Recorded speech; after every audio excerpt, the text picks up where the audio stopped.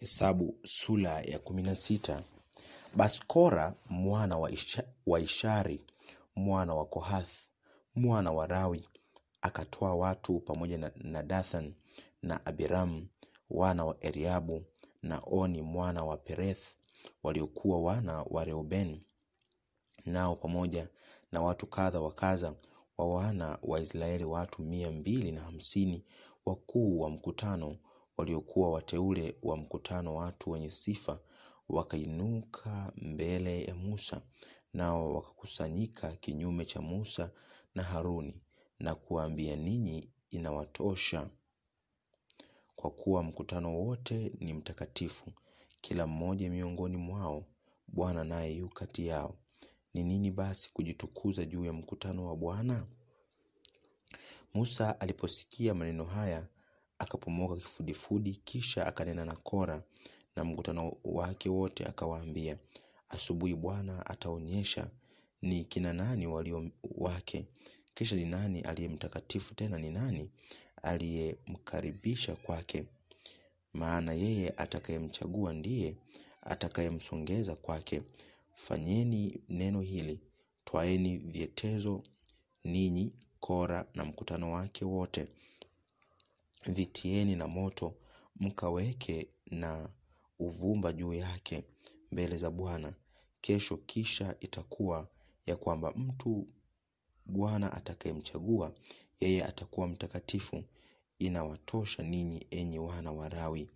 Musa akamwambia Kora, sikizeni basi enyi wana wa Lawi, je, mwaona kuwa ni jambo dogo kwenu kuwa Mungu wa Israeli amewatenga ninyi na mkutano wa Israeli ili apate kuwakaribisha kwake, ili mfanye utumishi wa maskani ya Bwana na kusimama mbele ya mkutano ili kuwatumikia, tena ya kuwa amekuleta uwe karibu na ndugu zako wote wana wa Lawi pamoja nawe? Nanyi je, mwataka na ukuhani pia? Kwa sababu hii wewe na mkutano wako wote mmekusanyika kinyume cha Bwana. Na Haruni, je, yeye ni nani hata mkamnung'unikia? Kisha Musa akatuma kuwaita Dathan na Abiram wana wa Eliabu, nao wakasema, hatujui sisi.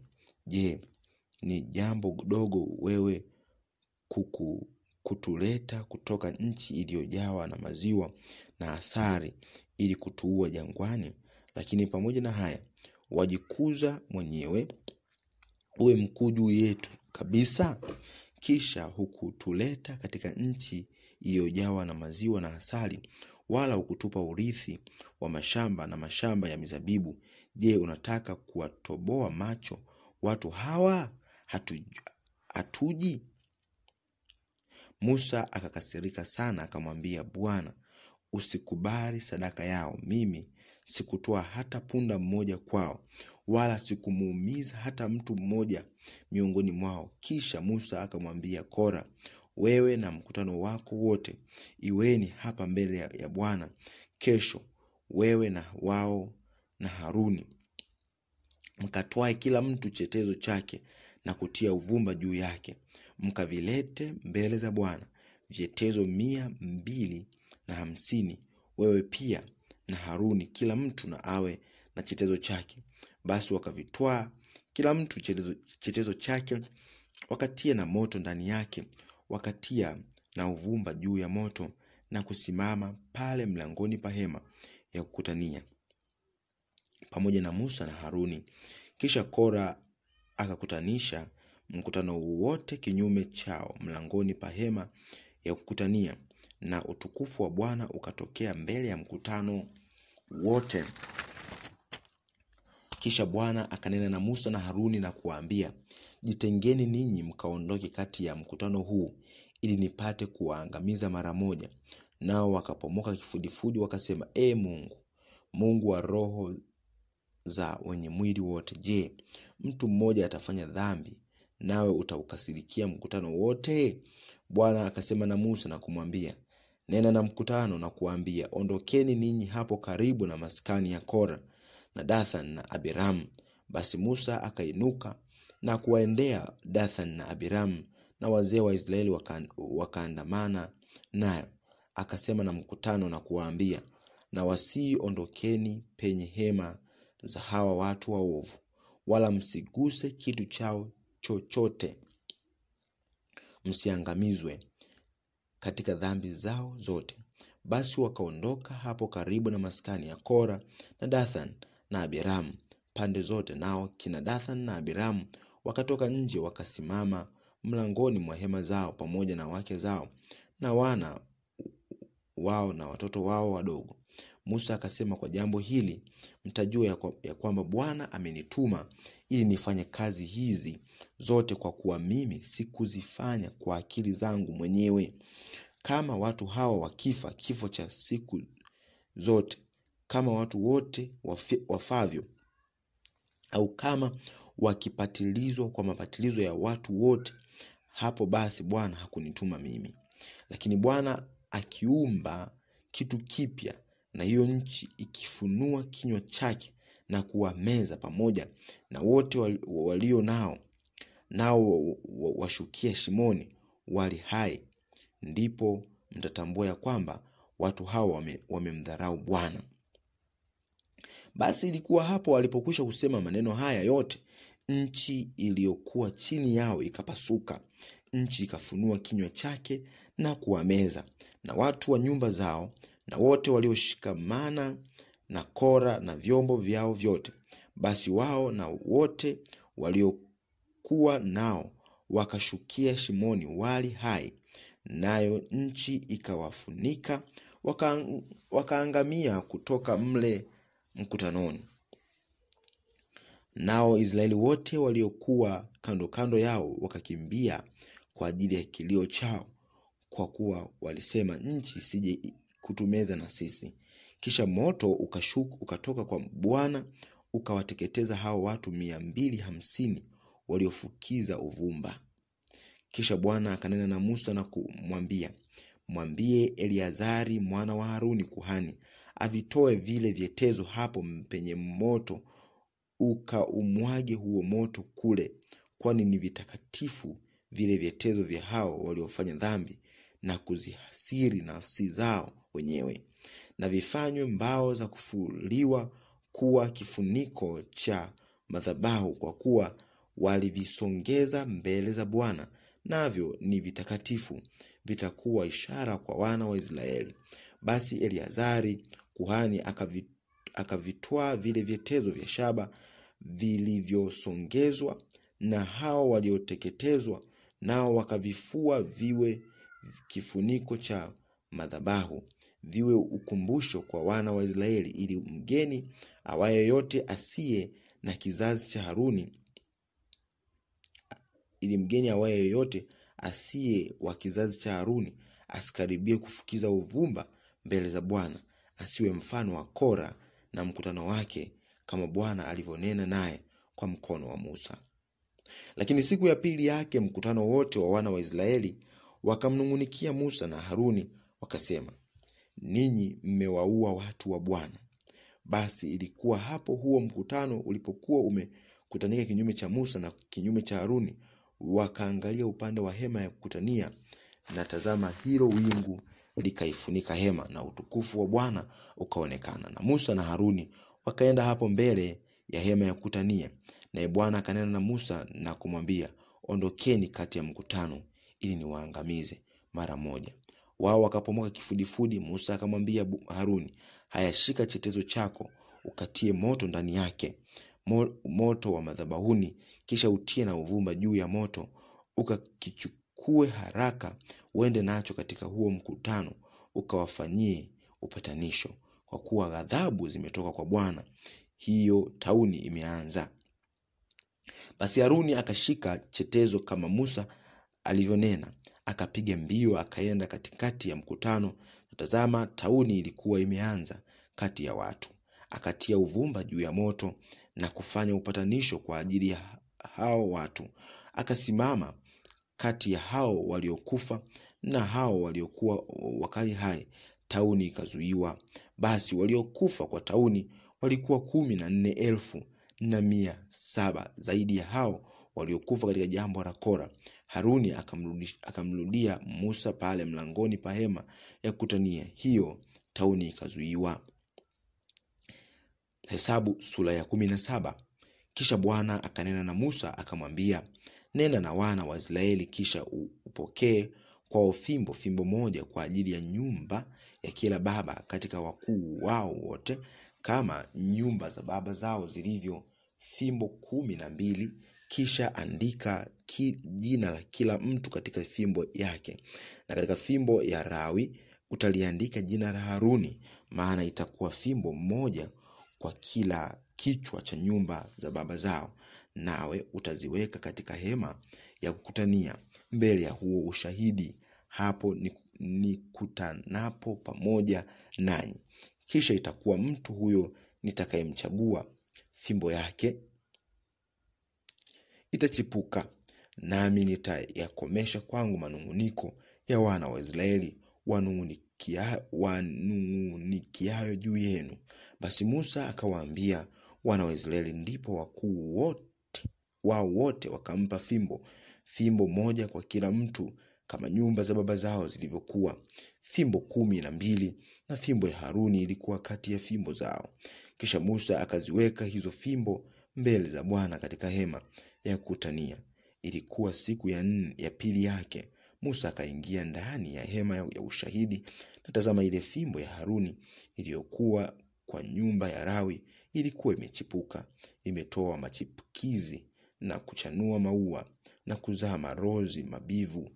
Kisha Musa akazileta nje hizo fimbo zote kutoka hapo mbele za Bwana, na kuziweka mbele ya wana wa Israeli wote, nao wakaangalia, na kila mtu akaitwaa fimbo yake.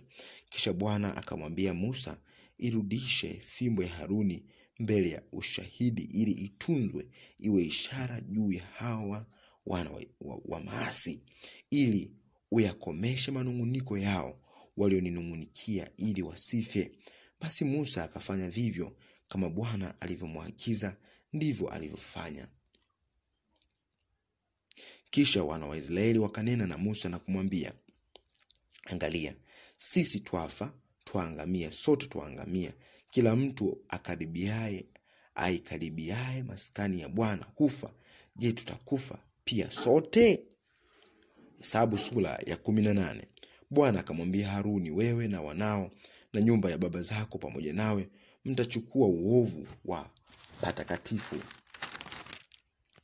Wewe na wanao pamoja nawe mtauchukua ukuhani wenu, na ndugu zako nao kabila ya Lawi, kabila ya baba yako, uwalete karibu pamoja nawe, ili waungwe nawe na kukuhudumia. Bali wewe na wanao pamoja nawe mtakuwa mbele ya hema ya ushahidi, nao watashika ulinzi wa amri yako na ulinzi wa hema yote, lakini wasikaribie vyombo vya patakatifu wala madhabahu, wasife wao pamoja na ninyi. Nao wataungwa nawe na kuushika ulinzi wa hema ya kukutania kwa ajili ya utumishi wote wa hema, na mgeni asiwakaribie ninyi. Nanyi mtashika ulinzi wa patakatifu na ulinzi wa madhabahu, isiwe ghadhabu juu ya wana wa Israeli tena. Nami tazama, nimewatoa ndugu zenu Walawi miongoni mwa wana wa Israeli kwenu ninyi. Watu hao ni kipawa alichopewa Bwana wa ufanye utumishi wa hema ya kukutania. Nawe na wanao pamoja nawe mtautunza ukuhani wenu kwa ajili ya kila kitu cha madhabahu, na kwa ajili ya vile vilivyomo ndani ya pazia. Nanyi mtatumika na wapeni ukuhani kuwa utumishi wa kipawa, na mgeni akaribiaye atauawa. Kisha Bwana akamwambia Haruni, tazama, nimekupa wewe ulinzi wa sadaka zangu za kuinuliwa, maana vitu vyote vya hao wana wa Israeli vilivyowekwa wakfu nimekupa wewe na wanao vitu hivyo kwa ajili ya kule kutiwa mafuta kwenu, kuwa haki yenu milele. Vitu hivi vitakuwa vyako katika vile vilivyo vitakatifu sana, visiteketezwe motoni matoleo yao yote, maana kila sadaka yao ya unga na kila sadaka yao ya dhambi na kila sadaka yao ya hatia watakayonitolea vitakuwa vitakatifu sana kwa ajili yako wewe na kwa wanao. Utakula vitu hivyo kuwa ni vitakatifu sana. Kila mume atakula vitu hivyo, vitakuwa vitakatifu kwako wewe. Tena kitu hiki ni chako, ile sadaka ya kuinuliwa ya kipawa chao, maana sadaka za kutikiswa zote za wana wa Israeli hizi nimekupa wewe na wanao na binti zako pamoja nawe, ili haki yenu milele. Kila mtu katika nyumba yako aliye safi atakula katika hizo yaliyo mazuri katika mafuta na yaliyo mazuri ya mavuno ya zabibu na ya mavuno ya nafaka, malimbuko yake watakayompa Bwana amekupa wewe hayo. Matunda ya kwanza yaivayo katika yote yaliyo katika nchi yao watakayomletea Bwana yatakuwa yako. Kila mtu aliye safi katika nyumba yako atakula katika vitu hivyo. Kila kitu kilichowekwa wakfu katika Israeli kitakuwa chako. Kila kifunguacho tumbo cha wenye mwili wote watakachomsongezea Bwana, cha wanadamu na cha wanyama, ni chako. Lakini mzaliwa wa kwanza wa binadamu huna budi utamkomboa, na mzaliwa wa kwanza wa wanyama wasio safi utamkomboa. Na hao watakaokombolewa katika wanyama hao tangu aliyepata umri wa mwezi mmoja utamkomboa, kama utakavyohesabu kima chake, kwa fedha ya shekeli 5 kwa shekeli ya mahali patakatifu, nayo ni gera 20. Lakini mzaliwa wa kwanza wa ng'ombe au mzaliwa wa kwanza wa kondoo au mzaliwa wa kwanza wa mbuzi hutawakomboa hao, maana ni watakatifu hao. Utanyunyiza damu yao katika madhabahu na kuyateketeza mafuta yao kuwa sadaka iliyosongezwa kwa Bwana kwa moto, iwe harufu ya kupendeza. Tena nyama yao itakuwa ni yako wewe, kama kile kidari cha kutikiswa na kama mguu wa nyuma wa upande wa kuume itakuwa yako. Sadaka zote za kuinuliwa na vitu vitakatifu wana wa Israeli wavisongezavyo kwa Bwana nimekupa wewe na wanao na binti zako pamoja nawe. Ni haki yenu ya milele, ni agano la chumvi la milele mbele za Bwana kwa ajili yako na kizazi chako pamoja nawe. Kisha Bwana akamwambia Haruni, wewe hutakuwa na urithi katika nchi yao, wala hutakuwa na fungu lolote kati yao. Mimi ni fungu lako na urithi wako katika wana wa Israeli. Na wana wa Lawi nimewapa zaka yote katika Israeli kuwa urithi wao, badala ya huo utumishi wa utumikao, maana ni huo utumishi wa hema ya kukutania. Mwanzo wa sasa wana wa Israeli wasikaribie hema ya kukutania, wasije wakachukua dhambi nao wakafa. Lakini Walawi watatumika utumishi wa hema ya kukutania, nao watauchukua uovu wao. Hii itakuwa amri ya milele katika vizazi vyenu vyote, na kati ya wana wa Israeli hawatakuwa na urithi, kwa kuwa zaka ya wana wa Israeli waisongezayo kuwa sadaka ya kuinuliwa kwa Bwana nimewapa Walawi kwa urithi wao. Kwa hiyo nimewaambia ya kwamba katika wana wa Israeli hawatakuwa na urithi wao wote. Kisha Bwana akanena na Musa na kumwambia, tena utanena na Walawi na kuwaambia, hapo mtakapoitoa zaka mkononi mwa wana wa Israeli niliyowapa ninyi kutoka kwao kuwa urithi wenu, ndipo mtakaposongeza sadaka ya kuinuliwa kwa Bwana katika hiyo iwe zaka katika hiyo zaka, na sadaka yenu ya kuinuliwa itahesabiwa kwenu kama ndiyo nafaka ya sakafu ya kupuria, na kama kujaa kwake kinu cha kushindikia zabibu. Hivyo ninyi nanyi mtasongeza sadaka ya kuinuliwa kwa Bwana katika zaka zenu zote mpokeazo mikononi mwa wana wa Israeli. Kwa hiyo mtampa Haruni kuhani hiyo sadaka ya kuinuliwa kwa Bwana. Katika vipawa vyenu vyote mtasongeza kila sadaka ya kuinuliwa ya Bwana ya wema wake wote, hiyo sehemu yake iliyowekwa takatifu. Kwa ajili ya hayo utawaambia, mtakapoinua humo hayo yaliyo mema, ndipo yatahesabiwa kuwa ya Walawi, kama kuongea kwake sakafu ya kupulia nafaka, na kama maongeo ya kinu cha kushindikia zabibu. Nanyi mtakula hayo kila mahali, ninyi na watu wa nyumbani mwenu, kwa kuwa ni thawabu yenu badala ya utumishi wenu katika hema ya kukutania. Nanyi hamtachukua dhambi kwa ajili yake hapo mtakapokwisha kuinua humo hayo mema yake. Lakini msivitie unajisi vile vitu vitakatifu vya wana wa Israeli, ili msife. Hesabu sura ya 19. Bwana akanena na Musa na Haruni na kuwaambia, hii ndiyo amri ya sheria Bwana aliyoagiza akisema, waambie wana wa Israeli wakuletee ng'ombe mke mwekundu asiye na kipaku, mkamilifu, ambaye hajatiwa nira bado. Nanyi mkamleta kwa Eleazari kuhani, naye atakwenda naye nje ya kambi, na mtu mmoja atamchinja mbele yake. Kisha Eleazari kuhani atatwaa katika damu yake kwa kidole chake na kuinyunyiza damu yake kuelekea upande wa mbele wa hema ya kukutania mara 7. Kisha mtu mmoja atamchoma moto huyo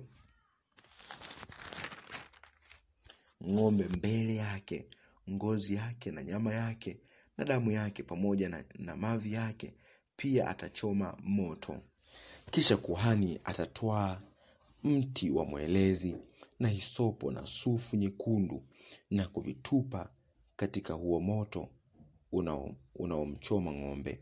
Ndipo kuhani atazifua nguo zake na kuoga mwili wake majini. Kisha baadaye ataingia kambini, naye kuhani atakuwa najisi hata jioni. Na huyo aliyemchoma moto ng'ombe atazifua nguo zake majini na kuoga mwili wake majini, naye atakuwa najisi hata jioni.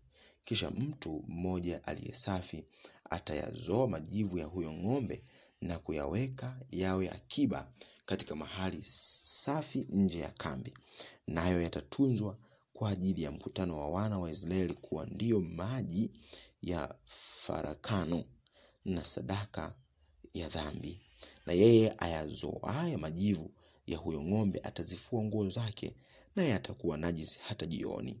Na jambo hili litakuwa amri ya milele kwa wana wa Israeli na wa mgeni akae kati yao. Mtu akigusa maiti yeyote atakuwa najisi muda wa siku 7, naye atajitakasa kwa yale maji siku ya 3, na siku ya 7 atakuwa safi. Lakini kama hajitakasi siku ya 3, ndipo na siku ya 7 hatakuwa safi. Mtu awaye yote agusaye maiti wa mtu aliyekufa asijitakase, atia unajisi maskani ya Bwana, na mtu huyo atakatiliwa mbali na Israeli, maana hayo maji ya farakano hayakunyunyizwa juu yake. Atakuwa najisi, unajisi wake ukali juu yake bado. Hii ndiyo amri mtu afapo ndani ya hema.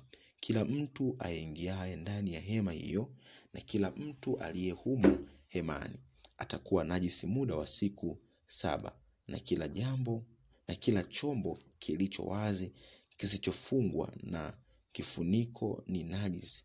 Kisha mtu yeyote huko nje shambani atakayemgusa mtu aliyeuawa kwa upanga au mzoga au mfupa wa mtu au kaburi atakuwa najisi muda wa siku 7, na kwa huyo aliye najisi watatwaa katika majivu ya kuchomwa kwake hiyo sadaka ya dhambi, na maji ya mtoni yatachanganywa na majivu katika chombo.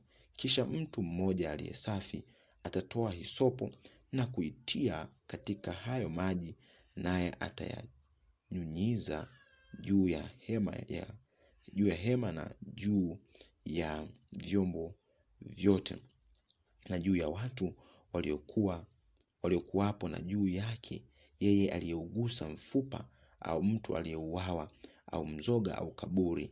Na yule aliye safi atamnyunyiza huyo aliye najisi siku ya 3 na siku ya 7, na katika siku ya 7 atamtakasa, naye atazifua nguo zake na kuoga majini, naye atakuwa safi hata jioni. Lakini mtu atakayekuwa najisi naye hataki kujitakasa, mtu huyo atakatiliwa mbali katika mkutano, kwa sababu amepatia unajisi mahali patakatifu pa Bwana. Hayo maji ya farakano hayakunyunyizwa juu yake, yeye yunajisi, nayo itakuwa amri ya siku zote kwao. Na yeye anyunyizaye maji ya farakano atazifua nguo zake, naye ayagusaye hayo maji ya farakano atakuwa najisi hata jioni. Na kitu chochote atakachokigusa mtu aliye najisi kitakuwa najisi, na mtu atakayekigusa kitu hicho atakuwa najisi hata jioni. Hesabu sura ya 20.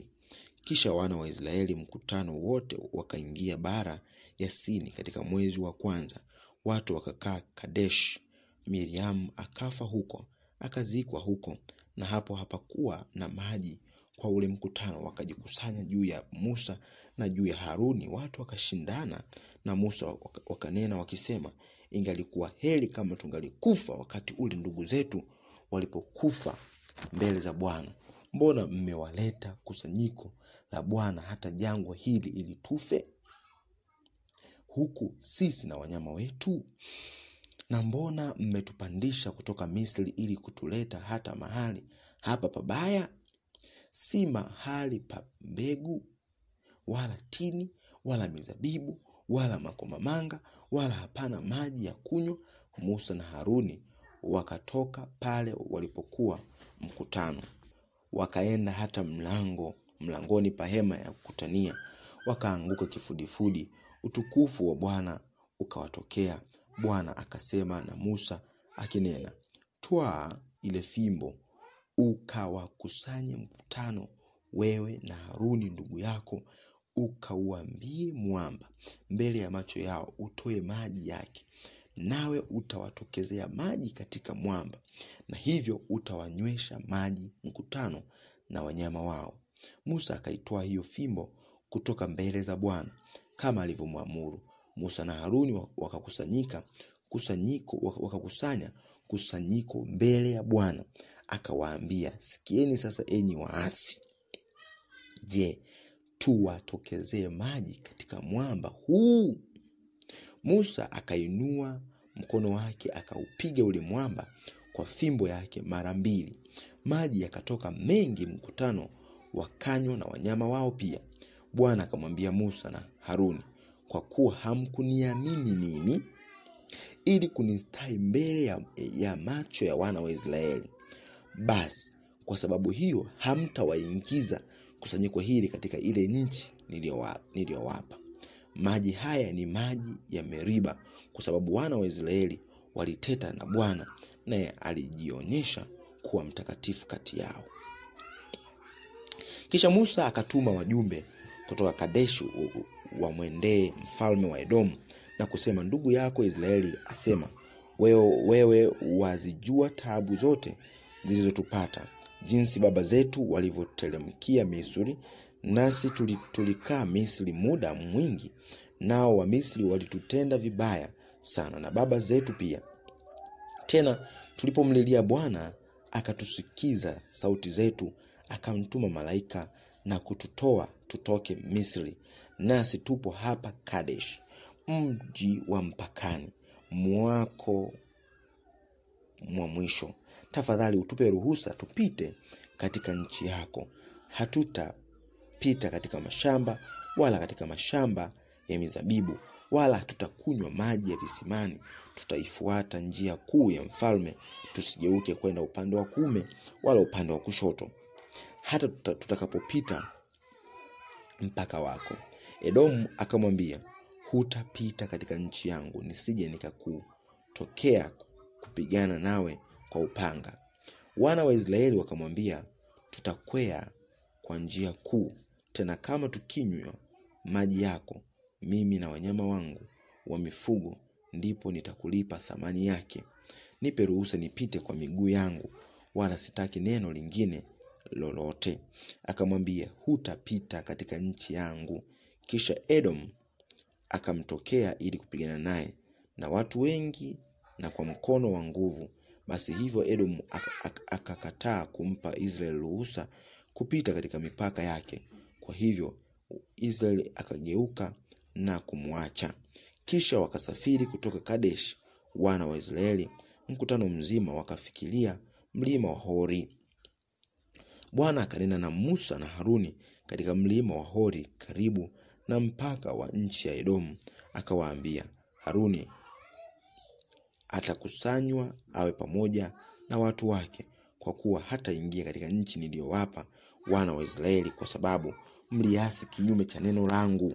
Hapo penye maji ya Meriba, uwatwae Haruni na mwanawe Eleazari, uwarete juu ya mlima Hori. Umvue Haruni mavazi yake, ukamvike Eleazari mwanawe mavazi hayo. Kisha Haruni atakusanywa kwa watu wake, naye atakufa huko. Musa akafanya kama Bwana alivyomwagiza. Wakakwea katika mlima wa Hori mbele ya macho ya mkutano wote. Kisha Musa akamvua Haruni mavazi yake, akamvika mwanawe Eleazari mavazi hayo. Haruni akafa huko katika kilele cha mlima. Musa na Eleazari wakateremka mlimani, na mkutano wote ulipoona ya kuwa Haruni amekufa, wakamwombolezea Haruni muda wa siku 30, maana nyumba yote ya Israeli ikamwombolea.